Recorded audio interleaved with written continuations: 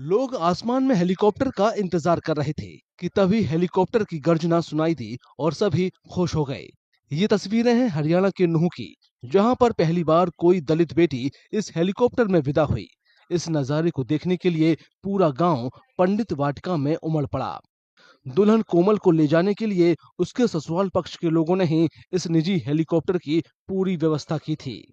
मुझे बहुत अच्छा लग रहा है। हमारे यहाँ पे पहले कभी ऐसा हुआ नहीं है और मैं बहुत खुश हूँ। मैंने सोचा नहीं था कि ऐसा भी कुछ होगा। आपके पति की तमन्ना थी कि हेलीकॉप्टर में आपको लेकर जाएंगे।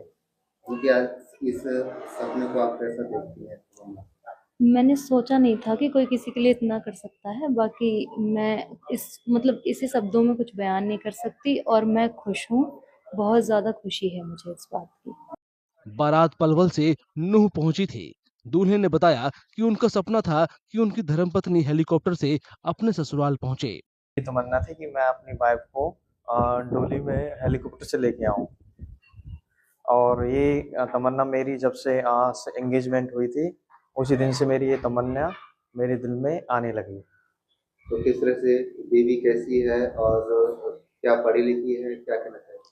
मेरी वाइफ एक पढ़ी लिखी हुई और सरकारी जॉब भी करती हैं। वो बहुत अच्छी हुई और काफी सुंदर है। दुल्हन कोमल के पिता नहीं है। ऐसे में कोमल की मां ने अपनी बेटी की हर खुशी का ख्याल रखा और इसलिए हेलीकॉप्टर से विदा होती बेटी को देखकर मां के मन में कभी खुशी कभी गम के पल थे। मैंने तो जी कभी नहीं सोचा था, क्योंकि हम मिडिल क्लास फैमिली से हैं। कभी नहीं सोचा था। बहुत खुश हूँ, बहुत ज़्यादा खुश हूँ। बच्ची के फादर नहीं है, इसलिए थोड़ी सी मायूसी भी है, लेकिन बच्चे की किस्मत को देख के खुशी भी है। और जो बड़े भाई की जो तमन्ना थी, जो इच्छा थी, उस मेरी बेटी की शादी धूमधाम से हो, वो हमने की। और उसमें जो है हमारे दामाद जो डोली हेलीकॉप्टर से जो ले जा रहे हैं, इसमें वो हेलीकॉप्टर की डोली ने जो है हमारी शादी में 4 चांद लगाए। तो किस तरह से, क्या इससे पहले भी आपके समाज में बेटियां रही हैं या बेटियां आई? बेटियां जाती हैं, लेकिन जो हेलीकॉप्टर में जो डोली का सवाल है, वो मेरे जो समाज में जहाँ तक मेरा ध्यान है, हमारे क्षेत्र में ऐसा नहीं है। पहली ऐसी शादी। परिवार के मुताबिक दूल्हे ने शादी के लिए नोएडा से हेलीकॉप्टर की व्यवस्था करने में करीबन 4 लाख रुपए खर्च किए थे।